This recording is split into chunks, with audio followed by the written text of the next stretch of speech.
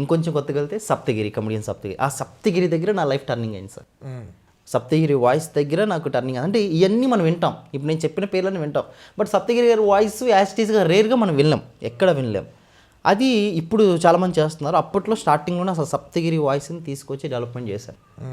అది నాకు మంచి పేరు వచ్చింది సార్. ఒక మిమిక్రీ ఆర్టిస్ట్గా నాకు గుర్తింపు వచ్చిందంటే కమెడియన్ సప్తగిరి వారి వాయిస్. తప్పకుండా సార్.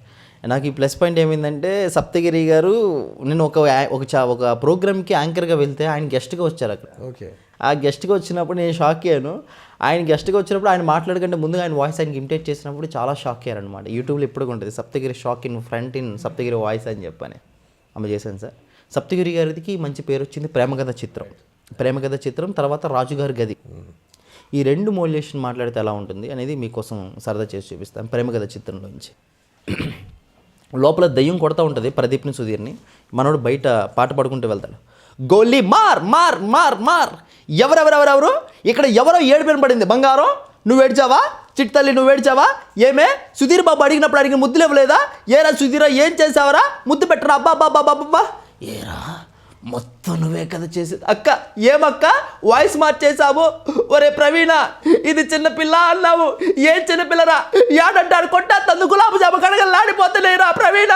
అరే ఇక మీద నుంచి మనం గుంపులుగా వెళ్ళాలా, గుంపులుగా రావాలా, పరలోక యాత్రకు బయలుదేరుతున్న వంటి నా తండ్రి నా యాత్ర కుసుమ చేయమురా, చెంచులక్ష్మి వెళ్ళిపోతానక్క, ఇప్పుడే వస్తానక్క, చుచ్చుకుపోయేస్తానక్క, ఏమక్క ఒక రౌండ్ వేసుకుంటావా, బాబా బాబా ఏం కొట్టేస్తున్నా చూదేరా.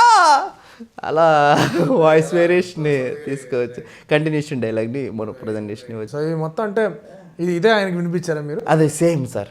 యాక్చువల్గా ఆయన షాక్ అయ్యాడు, నన్ను అప్సెట్ చేశారు. ఆయన నా కాంటాక్ట్ నెంబర్ తీసుకున్నారు, నేను ఆయన కాంటాక్ట్ నెంబర్ తీసుకున్నాను. కొద్ది రోజుల్లోనే ఆయన దగ్గర నుంచి నాకు కాల్ వచ్చి ఇంటికి పిలిచి భోజనం పెట్టి మూవీలో కూడా అవకాశాలు ఇస్తున్న టైంలో నేను కొంచెం బిజీగా ఉండి వెళ్ళని పరిస్థితి అనమాట. అంత క్లోజ్ సప్తగిరి అన్నయ్య. సో ఈ వాయిస్ అనేది ఒక రకంగా చెప్పుకోవాలంటే టర్నింగ్ పాయింట్ అని టర్నింగ్ పాయింటే సార్. నాకు ఇప్పటికి కూడా జూనియర్ సప్తగిరి అంటారు. ఇప్పుడు కూడా అంటారు జూనియర్ సప్తగిరి. ఆయన వాయిస్ని దింపేస్తాడు. ఎక్కడికి వెళ్ళినా జనాలు ఎక్కువ కోరేది సప్తగిరి వాయిస్ చేయన్నా, సప్తగిరి వాయిస్ చేయన్నా.